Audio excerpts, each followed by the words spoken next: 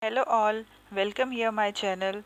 Today I am going to talk about the foundation paper 2 Indian Constitution New Challenge.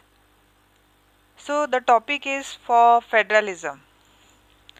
The federalism originated in the experience which gathered from political experiment that not merely defense but a number of other subjects, like such as control of foreign affairs, interstate, foreign commerce, export, import, then national concern regarding the national organization and which other matter also such as public health, water, electricity, public order, so which are concern of the inhabitants of the particular local area and have problems of their own connected with the existence uh, of that particular locality, which would be the best administered if interested to be a representative of that area.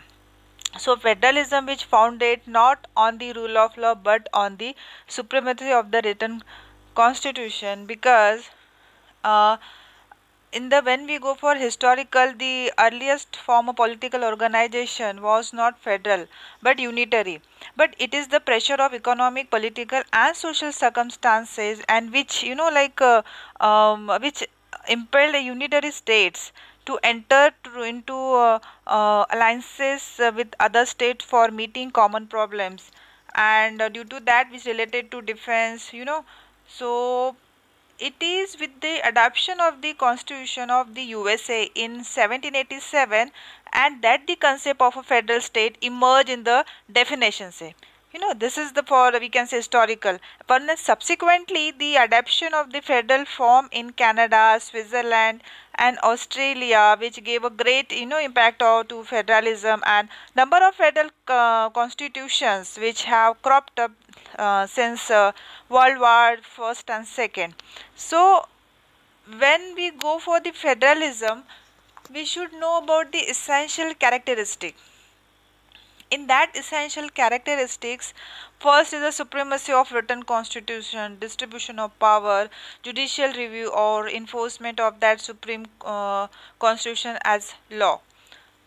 So as I told you that it is a rule of law. So English concept of rule of law might have inspired the framer of the American Constitution, but they transformed that concept into a total different one, and that's the reason supremacy of the Constitution instead of the law, which laid down by legislature, and therefore the legislature under the Indian American Constitution came to be treated as non-sovereign, and for the first time in the history of the world form a constitution which should in strictness the law of the land, and in so doing created modern federation. And supremacy of a written constitution involves the various elements which has been drawn for the American Constitution.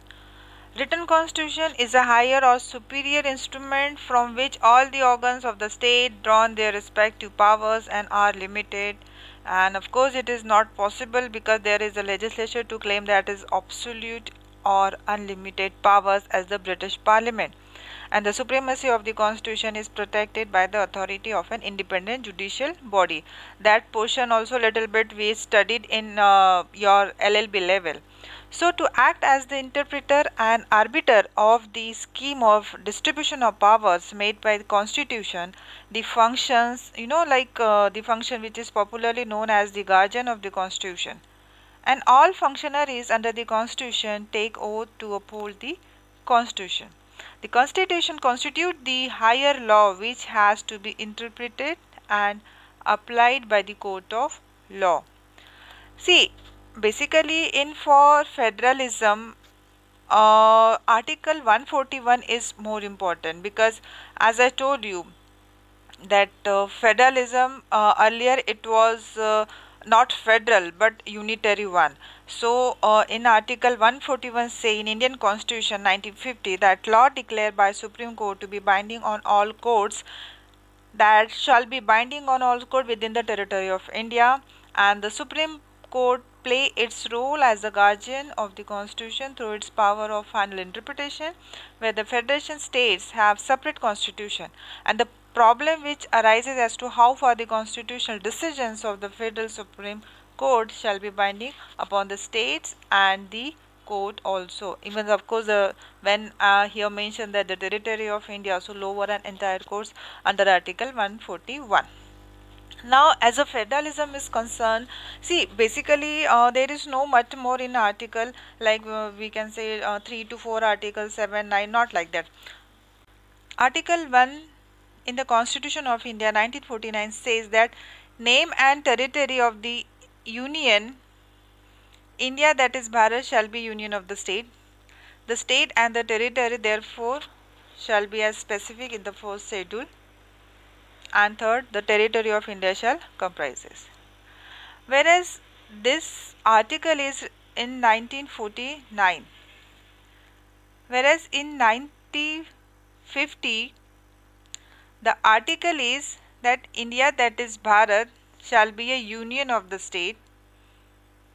Second point, the state and the territory thereof shall be as specific in the first schedule.